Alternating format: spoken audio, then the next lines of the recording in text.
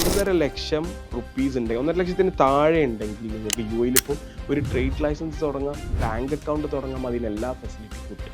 അതായത് നമ്മളത് പറഞ്ഞു വരുന്നത് 1.5 ലക്ഷം രൂപയുണ്ടെങ്കിൽ താഴെ ഉണ്ടെങ്കിൽ നമുക്ക് അവിടെ ഒരു ബിസിനസ് തുടങ്ങാം. ലൈസൻസ്, ബാങ്ക് അക്കൗണ്ട്, ഓഫീസ് വേണ്ട. അപ്പം അതായത് UAEയുടെ ഇപ്പോഴത്തെ പുതിയ നിയമം പ്രകാരം ഒരു വെർച്വൽ ഓഫീസ് മതി. നമുക്ക് അഡ്രസ് ഉണ്ടാവും, അതിനുള്ള ഡോക്യുമെന്റേഷനും ഉണ്ടാവും. നിങ്ങൾക്ക് ആ കാര്യത്തിൽ വെച്ച് ബാങ്ക് അക്കൗണ്ടോ മറ്റെന്തിനും ദേവ എടുക്കണമെങ്കിൽ, നിങ്ങൾക്ക് ടെലിഫോണിന്റെ കണക്ഷൻ എടുക്കണമെങ്കിൽ, മറ്റെല്ലാ സൗകര്യത്തിനും നിങ്ങൾക്കുള്ള ഡോക്യുമെന്റേഷൻ നമുക്ക് റെന്റ് കൊടുക്കണ്ട.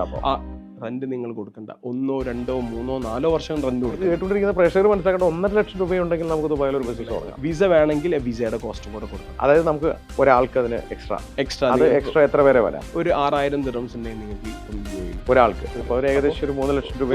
അപ്പം ഒരു 6,000 ദിറംസ് ട്രേഡ് ലൈസൻസിനും ഒരു 6,000 ദിറംസ് നിങ്ങൾക്ക് വിസയ്ക്കും കൊടുത്താൽ നിങ്ങൾക്ക് വിസയും ലൈസൻസും കിട്ടി, ബാങ്ക് അക്കൗണ്ട് ബാക്കി എന്ത് ബിസിനസ്സും വേണമെങ്കിലും ചെയ്യാം.